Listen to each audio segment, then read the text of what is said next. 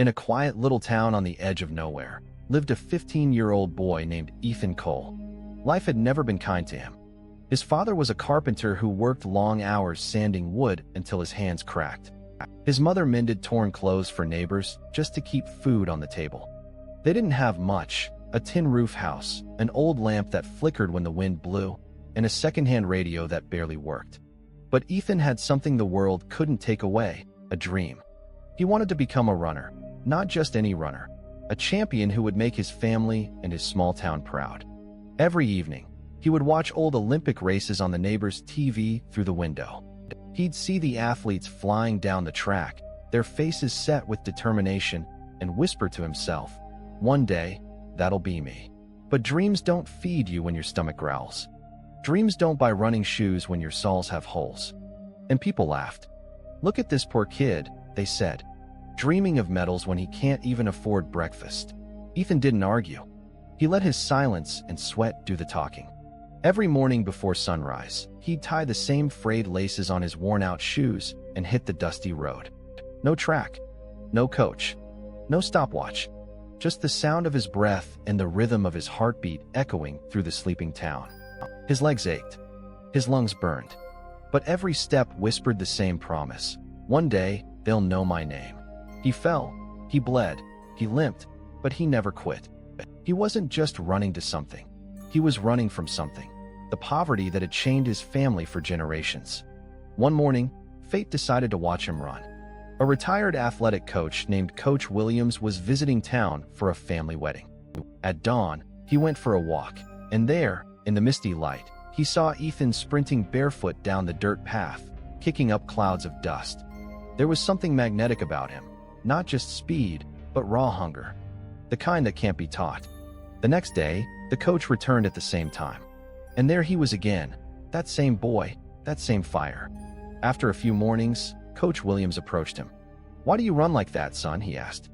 Ethan hesitated, then said quietly, "Because if I stop, I'll stay here forever. I want to change my life. I want my parents to smile when they hear my name." That was all the coach needed to hear.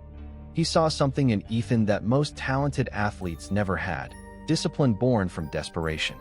Coach Williams offered Ethan a chance to train in the city, a place with real tracks, real shoes, and real competition. When Ethan saw the brand new pair of running shoes the coach handed him, he cried. They weren't just shoes, they were hope made of fabric and rubber. But the city was a different world.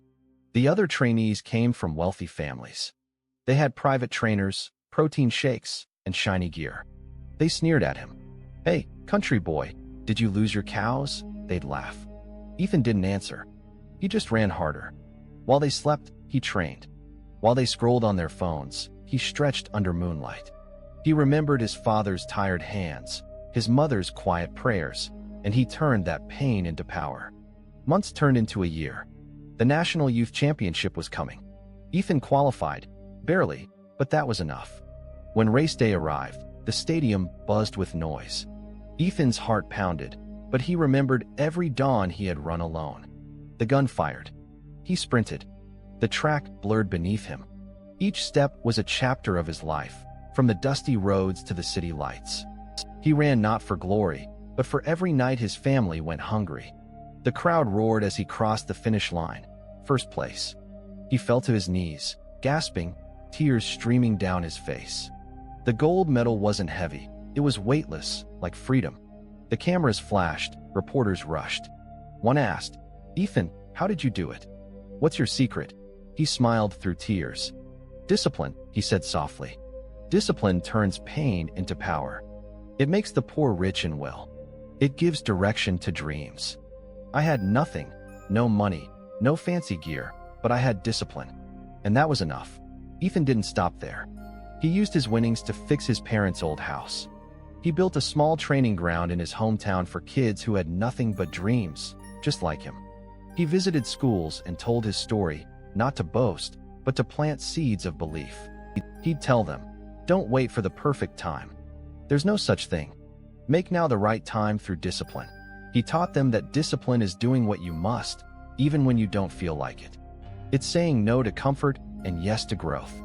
It's running when no one is watching, practicing when everyone else has quit, Years later, as he stood on an international track representing his country, Ethan looked up at the flag waving above him. He thought of his father's cracked hands, his mother's tired eyes, the laughter of the people who once mocked him, and the boy who ran barefoot through dust.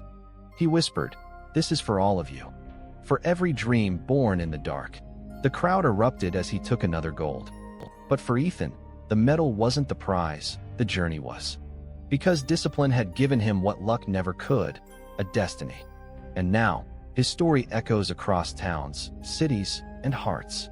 He tells every young dreamer, discipline isn't a punishment, it's your superpower. Use it. Strike at your goal every day, even when you feel nothing's changing. One day, just like an iron rod hit 1,000 times, your life will bend into the shape of your dream. So, if you're listening to this story today, ask yourself, do you have a dream? And more importantly, do you have the discipline to chase it when no one's watching? Because the world doesn't remember those who had comfort, it remembers those who had consistency. Discipline is the bridge between who you are and who you want to be. It doesn't make life easy, it makes you unstoppable.